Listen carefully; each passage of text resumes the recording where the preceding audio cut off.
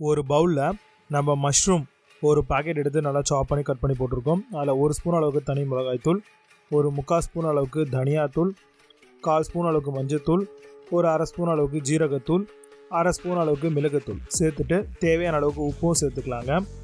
அதையும் சேர்த்துட்டு இஞ்சி பூண்டு பேஸ்ட் அதுவும் பார்த்திங்கன்னா தேவைக்கு ஏற்ற மாதிரி சேர்த்துட்டு ஃப்ரைடு ஆனியன் அதாவது வறுத்த வெங்காயத்தை நம்ம ஒரு கை நிறைய சேர்த்துக்கலாம்.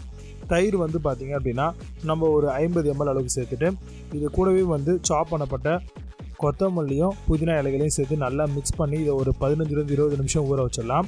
இப்போ ஸ்டவ் ஆன் பண்ணி ஒரு குக்கர் வச்சுட்டு அதில் ஒரு 50-60 ml எண்ணெய் ஊற்றிக்கோங்க. இப்போ நீங்கள் பார்க்கக்கூடிய மசாலாவை ஸ்க்ரீன்ஷாட் எடுத்துக்கோங்க, இல்லை பாஸ் பண்ணி பார்த்துக்கோங்க.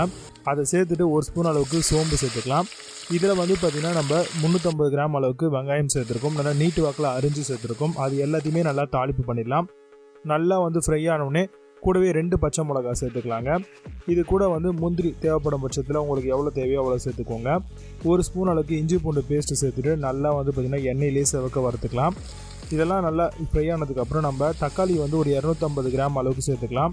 சேர்த்துட்டு நல்லா குழஞ்சி வந்தோடனே நம்ம ஆல்ரெடி ஊற வச்சுருந்தா அந்த மஷ்ரூம் இது கூடவே சேர்த்துட்டு நல்லா வதக்க விடுங்க.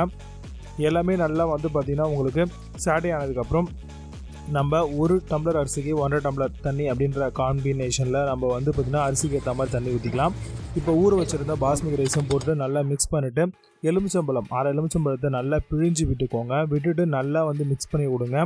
இப்போ நல்லா கொதி வரட்டும்.